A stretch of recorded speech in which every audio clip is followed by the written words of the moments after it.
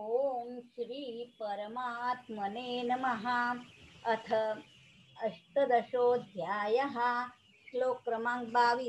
यत् तु कृष्णवत् एकेऽस्मिन् यत् तु कृष्णवत् एकेऽस्मिन् यत् तु कृष्णवत् एकस्मिन् कार्ये सक्तम् अहेतुकं कार्ये सक्तम् अहेतुकं कार्ये सक्तम् अहेतुकं यत्तु कृष्णवत् एकेऽस्मिन् कार्ये सक्तम् अहेतुकं यत्तु कृष्णवत् एकस्मिन् कार्ये सक्तम् अहेतुकं यत्तु कृष्णवत् एकस्मिन् कार्ये सक्तम् अहेतुकम् अतत्त्वार्थवतल्पं च अतत्त्वावर्थ अल्पं च अतत्त्वार्थ अल्पं च तत्तामसम् उदारतं तत्तामसम् उदारतं तत्तामसम् उदारतम् अतत्त्वार्थवत् अल्पं च तत्तामसम् उदारतम् अतत्त्वार्थवत् अल्पं च तत्तामसम् उदारतम्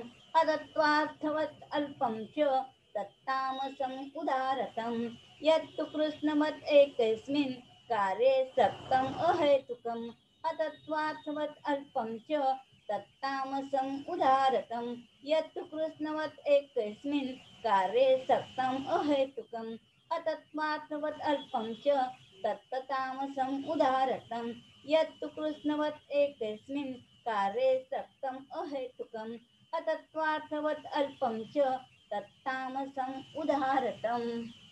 परंतु हेच काय ते सर्वस्व म्हणून एकाच गोष्टीत निष्कारण व तत्वार्थ न जाणता गुंतून राहिलेले ते जे अल्पज्ञान ते तामस ज्ञान म्हटले आहे। तामस ज्ञानात असुरी संपत्ती खूप असते। तामस बुद्धी हे अज्ञानच आहे। तामस बुद्धीला पशुबुद्धी असेही म्हणतात। निरनिराळ्या ज्ञानाची लक्षणे फार व्यापक आहेत। आपली बायको मुले हाच काय तो पूर्ण संसार असे अल्पज्ञान आहे, तामस ज्ञान झाले। यापेक्षा वर जाऊन दृष्टी अधिक व्यापक झाली की आपल्या गावातला किंवा आपल्या देशातला मनुष्य आपला वाटू लागतो। तथापि निरनिराळ्या गावातील व देशातील लोक हे निरनिराळे बुद्धी अद्याप कायम राहिली असते असे ज्ञान राजस ज्ञान होय। याही पेक्षा वर चढून सर्वाभूती एकच आत्मा हे ओळखले म्हणजे ते ज्ञान पूर्ण व सात्विक ज्ञान झाले। हे ज्ञानाचे खरे लक्षण। हरये नमः हरये नमः हरये नमः।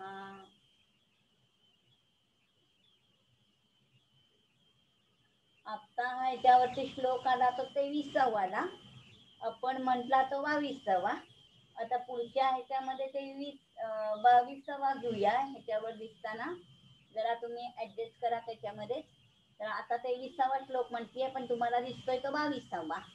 पुस्तक जवळच ठेवत जावा। ओम श्री परमात्मने नमः। अथ अष्टदशोऽध्यायः। श्लोक क्रमांक 23। नियतं संगरहितं नियतं संगरहितं नियतं संगरहितं अरागद्वेषकृतं अरागद्वेषकृतं अरागदेष्वकृतं नियतं संगरहितं अरागद्वेषकृतं नियतं संगरहितं अरागदेशतकृतं नियतं संगरहितं अरागद्वेषकृतं अफलप्रेप्सुना कर्म अफलप्रेप्सुना कर्म अफलप्रेप्सुना कर्म यत्तत् सात्विकम् उच्यते यत्तत् सात्विकम् उच्यते यत्तत् सात्विकम् उच्यते नियतम् अफलप्रेप्सुना कर्म यत्तत् सात्विकम् उच्यते अफलप्रेप्सुना कर्म यत्तत् सात्विकम् उच्यते अफलप्रेप्सुना कर्म यत्तत् सात्विकम् उच्यते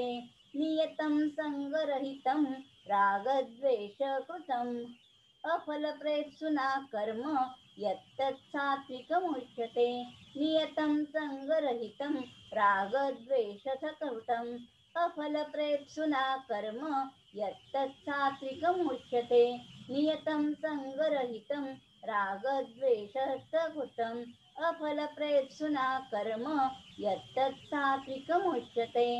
जे कर्म शास्त्रविधीने नेमून दिलेले असून कर्तेपणाचा अभिमान न बाळगता फळाची इच्छा न करणाऱ्या माणसाने राग व द्वेष सोडून केलेले असते ते सात्विक कर्म म्हटले आहे. या सात्विक कर्मात जोपर्यंत अत्यंत सूक्ष्म रूपाने देखील प्रकृतीशी संबंध आहे तोपर्यंत सात्विकता आहे. जेव्हा प्रकृतीशी संबंध विच्छेद झाला तर ते कर्म अकर्म होते. हरये नमः, हरये नमः, हरये नमः.